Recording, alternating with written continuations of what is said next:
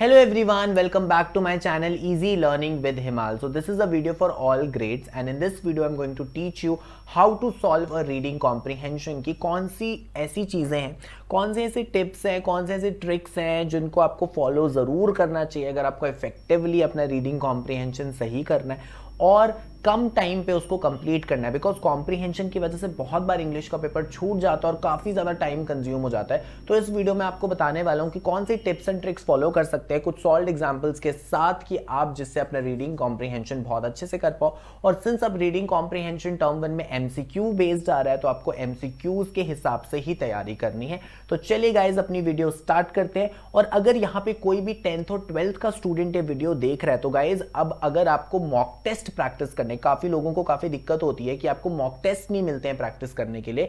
सो बच्चे अगर आप मॉक टेस्ट प्रैक्टिस करना चाहते हो मैथ्स और साइंस के तो आप अनअकैडमी इमर्ज में एनरोल कर सकते हो, टोटली फ्री है। ठीक है, हर सैटरडे संडे ये मॉक टेस्ट होते हैं तो आप टोटली फ्री एनरोलमेंट इसमें कर सकते हो। ठीक है, और ये जो पैटर्न है इन मॉक टेस्ट का ये एग्जैक्टली टर्म 1 के पैटर्न है। जैसा टर्म 1 का पैटर्न है बच्चे वैसा ही पैटर्न रहता है। 90 मिनट्स का टेस्ट होता है। जब आप इसमें एनरोल कर दोगे तो आपको लिंक मिल जाएगा आपके रजिस्टर्ड ईमेल आईडी पर और आपके रजिस्टर्ड फोन नंबर पर और आप घर बैठ के टेस्ट आराम से देख सकते हो। और जब टेस्ट हो जाएगा तो आपको एक डिटेल्ड परफॉर्मेंस रिपोर्ट भी मिलती है और वीडियो सोल्यूशन भी मिलता है bye top educators. So guys अभी डिस्क्रिप्शन बॉक्स में जाके आप इसमें फ्री एनरोल कर सकते हो। सिर्फ आपको एक कोड पुट करना पड़ता है तो ये HS19 कोड पुट करके आप इसमें फ्री एनरोल कर सकते हो। और नेक्स्ट जो स्केड्यूल है बच्चे अनअकैडमी इमर्ज का वो है 16, 17, 18, 19 अक्टूबर का। 10th के लिए साइंस और मैथ्स का और 12th के लिए कॉमर्स और साइंस के सारे सब्जेक्ट्स का मॉक टेस्ट है। तो आप ये मॉक टेस्ट दे के आप टर्म 1 में बहुत अच्छे से मार्क्स स्कोर कर सकते हो क्योंकि आप एग्जैक्टली टर्म 1 के पैटर्न के टेस्ट दोगे तो आपकी प्रैक्टिस बहुत अच्छी हो जाएगी और आपको ऑल इंडिया रैंक भी पता चलेगी। ठीक है गाइज, सो जितने भी 10th 12th के बच्चे वो एनरोल कर लेना यूजिंग माय कोड HS19। अब हम वीडियो अपनी कंटिन्यू करते हैं और मैं आपके साथ कुछ इजी और क्विक टिप्स डिस्कस करूंगा। तो सबसे इंपॉर्टेंट टिप बच्चे आपको फॉलो करनी है, रीड द क्वेश्चंस फर्स्ट। कभी कभी आप क्या करते हो पूरा पैसेज पढ़ देते हो, फिर जब आप क्वेश्चंस पढ़ने जाते हो तो आपको पैसेज में क्या पढ़ा था आपने सब भूल जाता है, सारा मिक्स हो जाता है। तो सबसे बेस्ट है सबसे पहले क्वेश्चन पढ़ो उसके बाद पैसेज पढ़ो। तो आप जनरली देखोगे क्वेश्चंस का जो सीक्वेंस होता है that is similar to the passage sequence. Like first question का आंसर आपको जनरली पहले ही पैराग्राफ में मिल जाता है, सेकंड क्वेश्चन का आंसर आपको उसके बाद मिलता है। तो बेस्ट है सबसे पहले फर्स्ट क्वेश्चन पढ़ो, चारों ऑप्शंस पढ़ो और उसके बाद पैसेज स्टार्टिंग से पढ़ना शुरू कर दो। आपको स्टार्टिंग में ही जो है फर्स्ट क्वेश्चन का आंसर मिल जाएगा। तो अगर आपको टाइम अपना वेस्ट नहीं करना है, इफेक्टिवली पैसेज करना है तो आपको क्या करना है, सबसे पहले आपको क्या करना है बच्चे, क्वेश्चन पढ़ना है फिर पैसेज पे जाना है। जब क्वेश्चन 1 हो गया फिर क्वेश्चन 2 पढ़ो, फिर जहां आपने पैसेज छोड़ा था लास्ट टाइम उसके आगे पढ़ना शुरू कर दो। तो रीड द क्वेश्चन फर्स्ट, ये हमेशा याद रखना, this is a very important tip. Second, attempt reading section first. बहुत बार इंग्लिश के एग्जाम में क्या होता है आप लिटरेचर से स्टार्ट करते हो, बट मेरे अकॉर्डिंग लिटरेचर से स्टार्ट नहीं करना चाहिए क्योंकि लिटरेचर आप प्रिपेयर करके अच्छे से जाते हो। लिटरेचर के चैप्टर्स की आपको स्टोरी वगैरह पता होती है तो अगर लास्ट में आपके पास कम टाइम भी रहेगा आप लिटरेचर के आंसर जल्दी से लिख सकते हो। या अगर MCQ पेपर आ रहा है तो उसके MCQs आप जल्दी से OMR शीट में फिल कर सकते हो।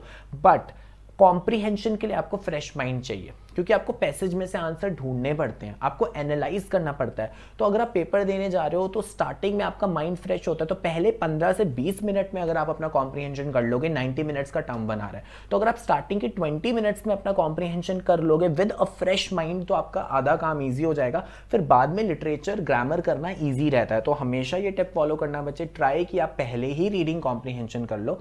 थर्ड, एक बहुत इंपॉर्टेंट टिप, जब भी आपका एग्जाम होता है तो पहले आपको रीडिंग टाइम मिलता है। आपको क्वेश्चन पेपर दिया जाता है तो 10 to 15 मिनट्स का आपको रीडिंग टाइम होता है जिसमें आपको कुछ लिखना नहीं होता बट आप रीड कर सकते हो। तो बेस्ट क्या है, ट्राई करो कि अपना कॉम्प्रीहेंशन तभी सॉल्व कर लो, क्वेश्चंस पढ़ के अपने आंसर्स पहले से ही ढूंढ लो जिससे कि जैसे ही आपका बेल बजे तो अपने OMR शीट पे, क्योंकि टर्म 1 अब OMR शीट पे होगा, ठीक है, तो अपने OMR शीट पे अपने आंसर्स मार्क कर लो। सबसे बेस्ट चीज क्या है कि जो आपको रीडिंग का टाइम मिलता है वो रीडिंग का टाइम यूटिलाइज करो कॉम्प्रीहेंशन पढ़ने में। So utilize those first 15 minutes in reading comprehension. अगला टिप बच्चे आपका क्या है, ओवरलुक अननोन डिफिकल्ट वर्ड्स। कभी कभी क्या होता है कॉम्प्रीहेंशन में कोई ऐसा क्वेश्चन आ जाता है कि भाई इस वर्ड का मीनिंग फाइंड आउट करो। बच्चे उसके दो ही ऑप्शन है कि जो आपको मोस्ट सूटेबल आंसर लिख रहा है चारों में से आपको उसको टिक कर दो, जो सबसे रिलेटेबल लग रहा है वो टिक कर दो। बट फॉर एग्जाम्पल अगर आपको कोई वर्ड पता ही नहीं है, आपको उसका मीनिंग पता ही नहीं है, नहीं मिल रहा, तो उसकी वजह से पेपर के 10 मिनट नहीं वेस्ट करने की, 10 मिनट उसको सोचने में लगा लिया और बाकी फिर आपका पेपर छूट गया। उस क्वेश्चन को छोड़ दो अभी के लिए या क्या करो, जो आपको मोस्ट सूटेबल आंसर लिख रहा है वो मार्क करके बाकी पेपर पे ध्यान दो। तो एक अननोन डिफिकल्ट वर्ड की वजह से आपका पूरा पेपर इंपैक्ट नहीं होना चाहिए, ठीक है। तो आपको पैनिक नहीं करना है। Next step, don't use prior knowledge. ये बहुत इंपॉर्टेंट टिप है। कॉम्प्रीहेंशन का मतलब क्या होता है? कॉम्प्रीहेंशन से एग्जामिनर आपका ये जज करता है कि आपकी रीडिंग स्किल्स कैसी हैं, एनालाइजिंग स्किल्स कैसी हैं, ठीक है। तो कॉम्प्रीहेंशन के आंसर होने चाहिए अकॉर्डिंग टू द पैसेज, ना कि जो आपको प्रायर नॉलेज है। फॉर एग्जाम्पल पोल्यूशन पे कोई कॉम्प्रीहेंशन दिया हुआ है और इफेक्ट्स ऑफ पोल्यूशन बताए गए हैं, ठीक है। तो आपको वही इफेक्ट ऑफ पोल्यूशन लिखना है या एमसीक्यू में वही इफेक्ट ऑफ पोल्यूशन टिक करना है जो कॉम्प्रीहेंशन में हो। अगर आपको कोई और इफेक्ट पता है बट वो आंसर में नहीं गिवन है तो वो नहीं लिखना, बिकॉज कॉम्प्रीहेंशन का मतलब ही यही है कि हमें पैसेज के अकॉर्डिंग आंसर करना है। तो अगर आपको कोई नॉलेज है, आपको उसके बारे में कोई भी चीज पता है, तो आपको वो ऐड नहीं करनी है। You have to strictly go according to the passage. आगे बात करेंगे बच्चे, try to do smart work. तो स्मार्ट वर्क तो यही होता है ना कि पूरा पैसेज नहीं पढ़ना, पहले क्वेश्चंस पढ़ना, ठीक है। और स्मार्ट वर्क का एक और चीज़ है, जैसे मैंने वर्ड्स का बताया, जो वर्ड आपको डिफिकल्ट लग रहा है तो आप सेंटेंस पढ़ो। सबसे बेस्ट क्या, कोई वर्ड है उसका मीनिंग आपसे पूछा है कि इसका मीनिंग पैसेज में फाइंड आउट करो, तो अगर उस वर्ड का मीनिंग नहीं पता, आप उस पूरे सेंटेंस को पढ़ो जहाँ पे वो वर्ड लिखा है। कभी कभी सेंटेंस पढ़ने से हमें जो है मीनिंग पता चल जाता है। तो हार्ड वर्क नहीं करना कि आप 3 से 4 बार पैसेज पढ़ रहे हो, that is hard work. Smart work क्या है, एक बार क्वेश्चन पढ़ा, एक बार पैसेज पढ़ा और कर लिया, खत्म।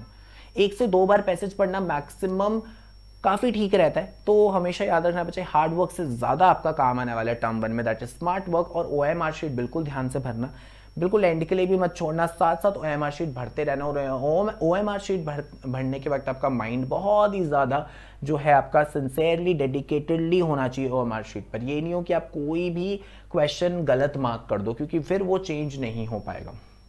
अब कुछ एग्जाम्पल्स देखते हैं।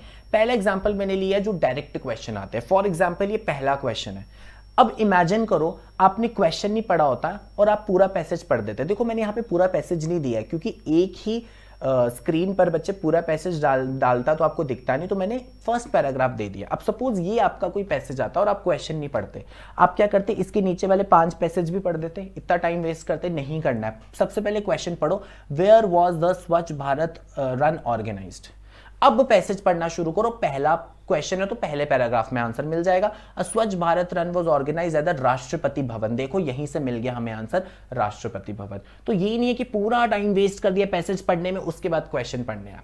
अगला एक और एग्जाम्पल करते हैं। Who opened the US Pizzeria in 1905? अब इसका ट्रिक मैं आपको बताता हूं। यहाँ पे US Pizzeria और एक 1905 है, तो पैसेज में नंबर्स को लोकेट करना बहुत इजी रहता है। अब आप पूरा सेकंड पैसेज पढ़ते रहोगे, टाइम वेस्ट करोगे, इससे अच्छा पूरे पैसेज में देखो कहां कहां नंबर है। 1905 कहां से है, तो जल्दी से देखने पे हमें यहां पता चल गया 1905 है। जहां हमें डिजिट पता चल गया, अब इसके ये वाला सेंटेंस रीड करो। तो Gennaro Lombardi open the first US pizzeria in 1905। तो हु ओपन, यहां आंसर मिल गया गेनेरो लेबार्डी। समझ आया? अगर आपको कोई नंबर दिख रहा है तो look for that number in the passage. आगे बढ़ेंगे। A synonym of circle use in paragraph 3। तो जनरली क्या होता है, आपको पैराग्राफ नंबर बता दिया जाता है। अभी पैराग्राफ 3 है, इसमें आपको सर्कल का सिनोनिम फाइंड आउट करना है। कैसे फाइंड आउट करेंगे, हम देखेंगे किस सेंटेंस में सर्कल यूज हो रहा है और वहां पे किस तरीके से यूज हो रहा है। देखो सर्कल का मतलब ग्रुप, बैंड, रोटेट, सराउंड नहीं होता, बट पैसेज के अकॉर्डिंग जो सर्कल है वो किससे सबसे ज्यादा सूटेबली मैच कर रहा है वो आपको बताना है। अब ये सर्कल मिल गया हमें यहाँ पे सेकेंड रो में। अब देखो, next in our space neighbourhood come Saturn, it is well known for the series of beautiful rings that circle it. ये बोला गया है कि सैटर्न के आर पार ऐसे ब्यूटीफुल रिंग्स होती हैं जो उसको सर्कल करती है। तो यहां से हमें आंसर पता चल गया, इसका आंसर क्या है, सराउंड। यहां से हमें आंसर क्या पता चल गया, सराउंड, क्योंकि सर्कल करना पैसेज के अकॉर्डिंग उसका मीनिंग क्या है, सराउंड करना। तो ऐसे बच्चे पैसेज करके आपको अपना रीडिंग कॉम्प्रीहेंशन सॉल्व करना है, और अगर आप ये टिप्स फॉलो करोगे तो आप टर्म 1 में बहुत अच्छे मार्क्स स्कोर कर सकते हो। So guys that was all about today's video. और अगर आपको वीडियो पसंद आ गई तो लाइक कर देना, कोई भी डाउट है तो कमेंट सेक्शन में लिख देना, अपने सारे दोस्तों के साथ ये वीडियो शेयर कर देना। और अगर अभी तक आपने मेरा चैनल सब्सक्राइब नहीं किया तो please subscribe my channel easy learning with Himal and hit the bell icon too. And guys remember one more thing कि अगर आपको मेरे सोशल मीडिया पे मुझे कनेक्ट करना है, डाउट्स पूछने हैं, तो मेरे सोशल मीडिया का जो लिंक है डिस्क्रिप्शन बॉक्स में। आप मेरा टेलीग्राम चैनल ज्वाइन कर सकते हो, मुझे इंस्टाग्राम पे फॉलो कर सकते हो, मुझे ईमेल आईडी पे भी कॉन्टैक्ट कर सकते हो। So thank you guys, have a very nice day.